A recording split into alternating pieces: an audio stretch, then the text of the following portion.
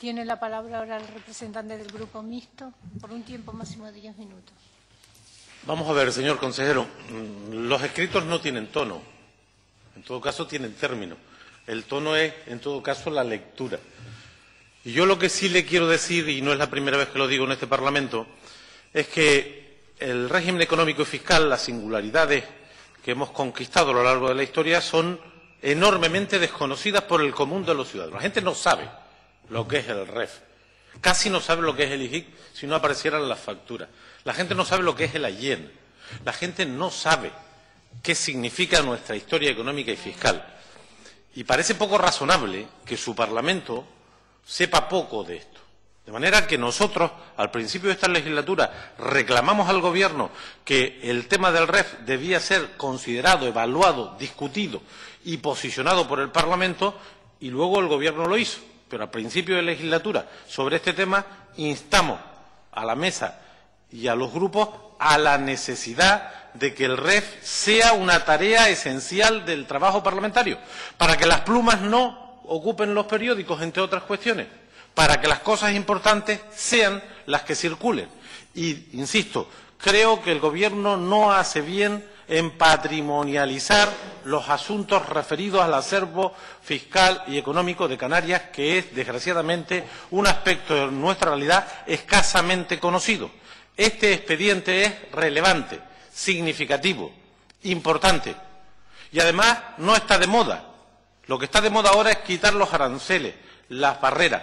Y nosotros estamos defendiendo, y no tenemos ninguna duda, desde Nueva Canarias, la necesidad de este arbitrio a la importación, que es un freno, que es un impuesto a la entrada de productos para proteger la producción propia agrícola e industrial, de manera que es una gran oportunidad que la gente sepa lo que es el AYEN y lo que significa. Y significa proteger el empleo de calidad que tenemos en el sector industrial. Significa proteger nuestras producciones agrícolas. La carne. No está el pollo. Supongo que por este hecho del peso relativo en la producción. Es decir, estamos hablando de cosas importantes. Y este Parlamento no tiene ni idea de este expediente. Por eso nosotros hemos forzado esta presencia de ustedes aquí, después de haber solicitado la documentación por escrito y no recibirla. Cierto es que hace un mes y pico. De manera que es muy importante que este Parlamento se haga eco de expedientes de esta importancia y relevancia si queremos que la gente entienda lo que hacemos y si queremos que la gente entienda las tareas importantes que este Parlamento tiene, entre otras cuestiones, defendiendo el acervo económico y fiscal de Canarias. Por eso, los términos de la nota de Nueva Canarias dice: forzamos al Gobierno a venir aquí a explicar esto porque no lo ha hecho hasta ahora, y nos consta que se ha sentado con los sectores y nos parece bien, también lo decimos en la nota, pero parece razonable que este expediente, que este asunto, y no al final del proceso, sino en el proceso de gestación, este Parlamento tenga algo que decir, porque opinión tenemos, al menos algunos, sobre estas cuestiones, que son las importantes, que son las de comer, son las que condicionan la vida de la gente y no las anécdotas y los asuntos superficiales, que también los hay, y a los que yo le dedico poco tiempo, muy poco tiempo. De manera que el objeto de esta comparecencia era conocer el estado de tramitación. Nos parece, nosotros tenemos la documentación porque la hemos conseguido por fuera. Y en ese documento estamos de acuerdo en el expediente de la AYEN. Nos parece bien la incorporación de nuevos productos, nos parece bien el incremento de algunos. Creemos que faltan, y seguro que hay argumentos para que no estén en el listado que se está tramitando, pero hubiese sido deseable que pudiéramos participar en ello. Insisto, la carne de pollo fresca, que aquí tenemos una capacidad de producción del 50-60%, hubiese sido deseable. Nos puede contestar que como la capacidad de producción es alta, no tiene sentido. Pues a veces tiene menos sentido cuando la capacidad de producción es muy pequeña, porque terminas penalizando a los consumidores, porque en definitiva estás cobrando un impuesto a la importación. La cuestión de los refrescos, la cuestión de los postres lácteos, o la famosa cuarta gama, que sabemos que hay también dificultades y ha habido discusión. En fin, a nosotros nos hubiera gustado poder participar en el proceso de gestación de estas cuestiones. Y no tanto porque la última palabra no la vaya a tener el Gobierno, que la tiene en la negociación con los sectores, y la tiene el Gobierno de España, y la va a tener la Comisión, sino como que estas cosas circulen y se sepan, se conozcan, se aprecien, se valoren, se apropie la gente de ellas. Que yo creo que nos hace falta que la gente se apropie de cosas relevantes que el gobierno o los gobiernos, los parlamentos hacemos, ¿no? Y echo en falta ese tema. Echo en falta una cuestión muy propia de un asunto de esta envergadura, que son los balances. Es decir, llevamos una década de la Yen con esa reformulación de arbitrio y el famoso APIN, y debiéramos tener un balance. Bueno, esto ha significado esta capacidad de influencia en la economía, ha protegido, ha movido, ha ayudado. Yo creo que hacer balances de las cosas que pedimos fuera y que cada día se comprenden menos, aunque sean muy útiles para nosotros, es difícil que los de Madrid y los de Bruselas entiendan estas cuestiones. Y cada vez costará más porque el mundo se mundializa. La caída de aranceles y limitaciones avanza, de manera que es muy importante que esas cuestiones tengamos un balance del impacto que tiene en el empleo, en la protección de los sectores que supuestamente pretendemos proteger. De forma que lo que nosotros hemos reclamado en esa nota y ahora aquí es participación, debate, información, divulgación de estos contenidos, porque creo que es bueno que la gente sepa la importancia que estas cosas tienen. Y finalizo con unas consideraciones de orden general. Yo me alegro de que ambos gobiernos hayan entrado en una etapa de entendimiento, y lo he dicho en algún medio de comunicación, porque es lo normal entenderse entre los gobiernos. Y espero que esos brotes de buen entendimiento de estos últimos días se consoliden, porque creo que es obligación de los gobiernos, al margen de su orientación ideológica, sentarse y resolver los graves problemas que tiene esta tierra y el conjunto del Estado en el ámbito correspondiente. Y en ese sentido, decir que como no había, hasta ahora que sepamos, reuniones de nivel político, entre el Gobierno de Canarias y el Gobierno español en relación a los expedientes del REF, porque este es un expediente también del REF, y solo tenemos las noticias aparecidas en los medios de comunicación, que son lo transmitido positivo, insisto, y nosotros nos alegramos. Aprovecho para que el señor consejero nos diga cómo va, no solamente este expediente, que ya lo ha dicho, sino cómo va el resto del expediente del REF y los tiempos, ¿no? Porque, insisto, yo sé que si hay voluntad y si las cosas son razonables, tendríamos razonable tiempo todavía, pero también digo que la situación es comprometida y no sabemos cómo se va a comportar. En definitiva, señor consejero, no sé si con esta comparecencia de hoy se acaba la presencia del Gobierno en el debate de la Yen hasta que vuelva aquí por razones reglamentarias, no lo sé, pero nosotros reclamamos que este Parlamento tenga más protagonismo en estos asuntos, porque creo que es nuestro deber, porque ayuda a popularizar y a apropiarse la ciudadanía de asuntos como este, que están muy alejados del conocimiento cotidiano. Segundo, no sé si hay algún balance sobre lo acontecido, sobre lo ocurrido en esta década en relación a la Yen y su impacto en la economía y en el empleo, y sería deseable que nos contara algunos datos de cómo va también el otro expediente en esa primera reunión de nivel político, que deduzco que parece, por lo que aparece en los medios, es positiva, ¿no? Gracias, señoría. Ahora tiene la palabra el señor consejero, un tiempo máximo de 10 minutos.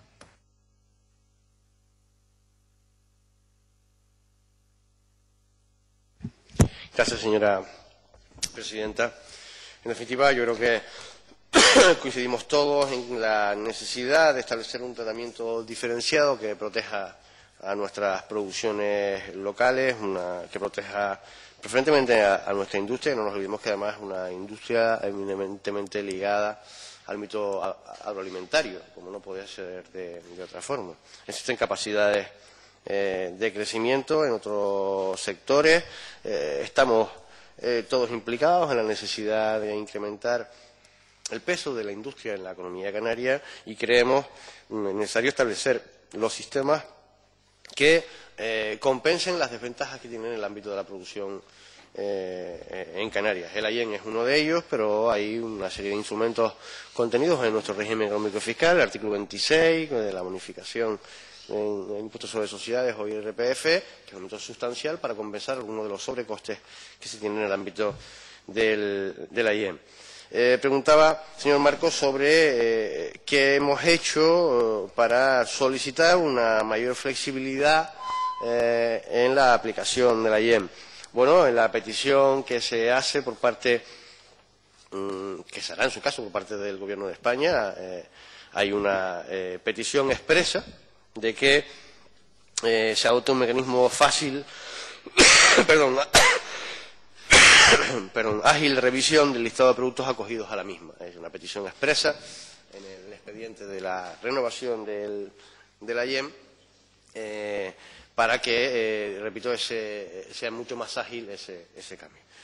Recuerdo que el proceso es solicitar una serie de productos donde hay un diferencial fiscal entre la producción local y la producción externa. Y después se fijan, una vez aprobado ese diferencial, se fijan los tipos. El diferencial se ha pretendido mantener siempre la misma estructura, entre el 5 y el 15, porque de esa forma se tiene una mayor flexibilidad, y después la posibilidad no solo establecer el tipo 15, sino establecer un tipo de un 10, por ejemplo, en función de una producción. Esa posibilidad existe y, por tanto, sobre eso hemos trabajado. Preguntaba usted cómo van a quedar las directrices de ayuda de Estado en finalidad regional y, por tanto, las afecciones. Ya me gustaría saberlo. Hemos hecho en el Comité de Regiones la semana pasada, hemos hecho una reunión, el Estado español ha solicitado las aportaciones de las distintas comunidades autónomas sobre las peticiones de las modificaciones de las directrices de ayuda de Estado con finalidad regional, por tanto, para fijar la posición del Estado español. Se han remitido, hay algunas cuestiones que en principio pueden llegarnos a preocupar, como es con la necesidad de justificación individual de los sobrecostes, algunas redacciones que a nuestro juicio no son las más afortunadas en la redacción actual. También es verdad que contamos con el Reglamento General de Exenciones, que nos va a definir, en su caso, aquellas ayudas que no van a necesitar la notificación. La conjunción de ambos, de las directrices de ayuda de Estado con el Reglamento General de Exenciones, nos darán finalmente la necesidad o no de notificar determinadas de las ayudas del régimen económico y fiscal. Pero estamos trabajando de forma continuada con las regiones ultraperiféricas, con el Estado español, para que finalmente las directrices de ayuda de Estado con finalidad regional, que son el marco fundamental en el que se enmarcan, en este caso, todas estas ayudas, o que bajo la lupa que van a ser analizadas estas ayudas, pues nos permita lo más amplio posible para poder tener menos dificultades a la hora de aprobar los expedientes.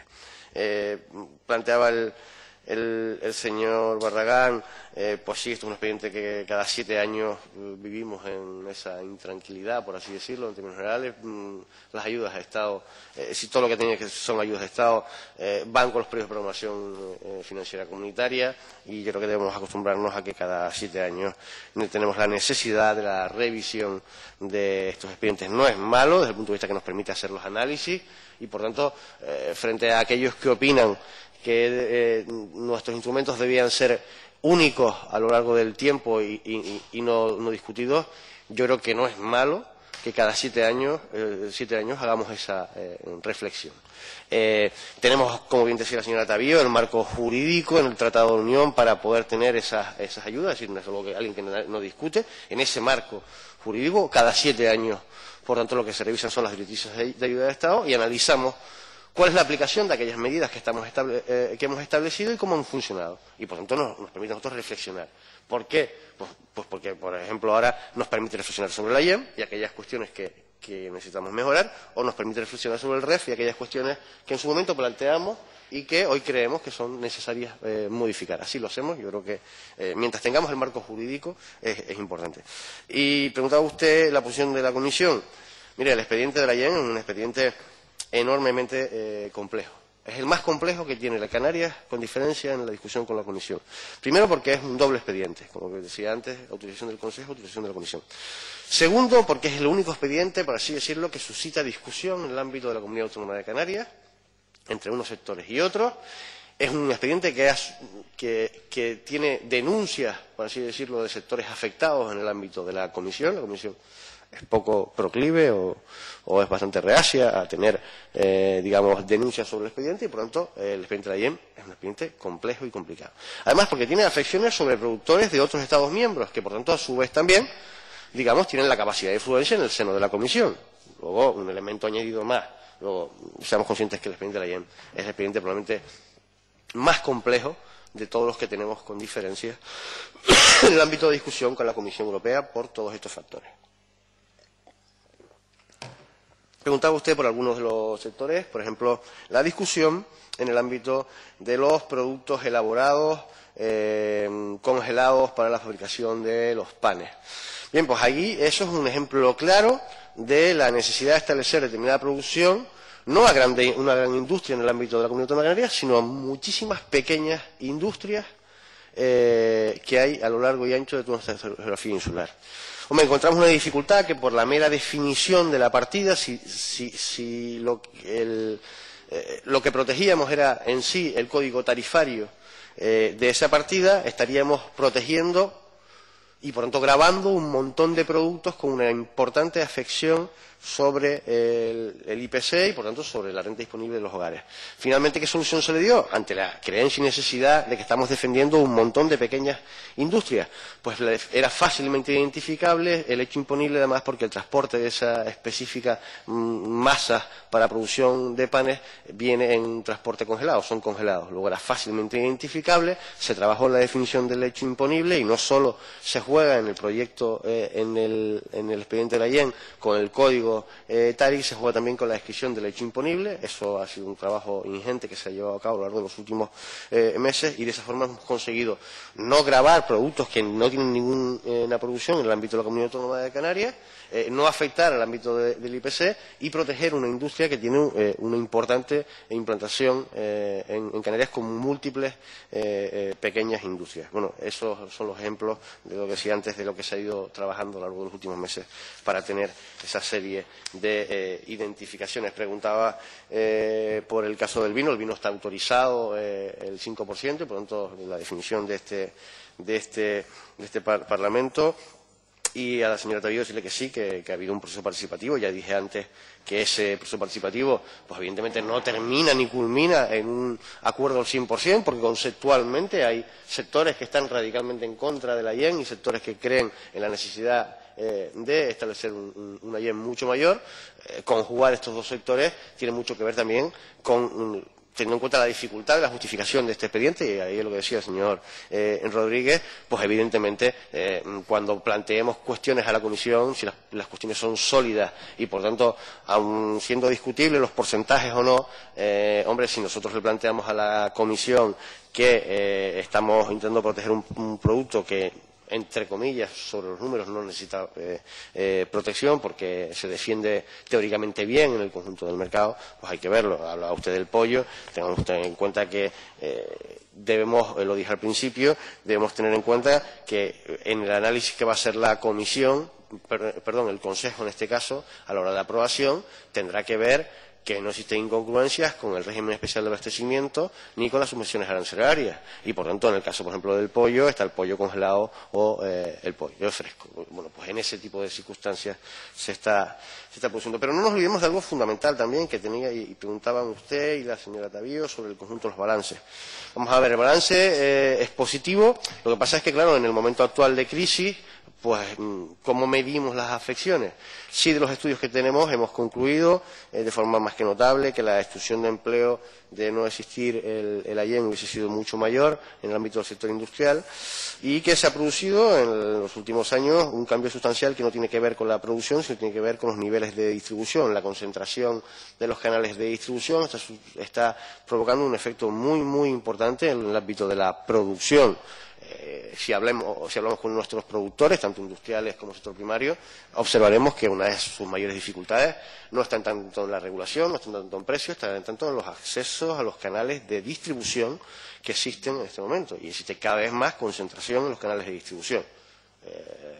Y, por tanto, cambios en las marcas y, por tanto, decisiones de determinadas compañías, de marcas blancas, que tienen afecciones importantes sobre nuestras producciones locales.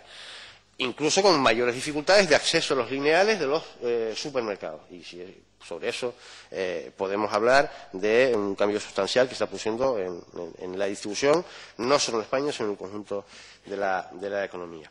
Preguntaba el señor Rodríguez, no es un tema de apropiarnos el gobierno del expediente, es un tema de cumplir con nuestras obligaciones, que es la presentación del expediente y la discusión, en su caso, con los sectores. Creo que es la parte a la que nos compete, y así lo hemos realizado. Y, por supuesto, que si le digo que mi experiencia, y es una experiencia personal a lo largo de muchos años, en el ámbito de las discusiones con el Gobierno central de cualquier color, no ha habido nunca ni deslealtades ni disfunciones en el trabajo conjunto del Gobierno de Canarias con el Gobierno de España, de todos los colores, de todas las formas a lo largo de la historia. Creo que ahí debemos sentirnos orgullosos, igual que en este Parlamento ha habido unanimidad en el ámbito de la discusión de los asuntos europeos, de que los gobiernos central y canario han trabajado siempre de forma coordinada en el ámbito de los expedientes que tienen que ver con la aprobación en el seno de la Comisión Europea. Muchas gracias. Gracias, señor consejero. Ahora,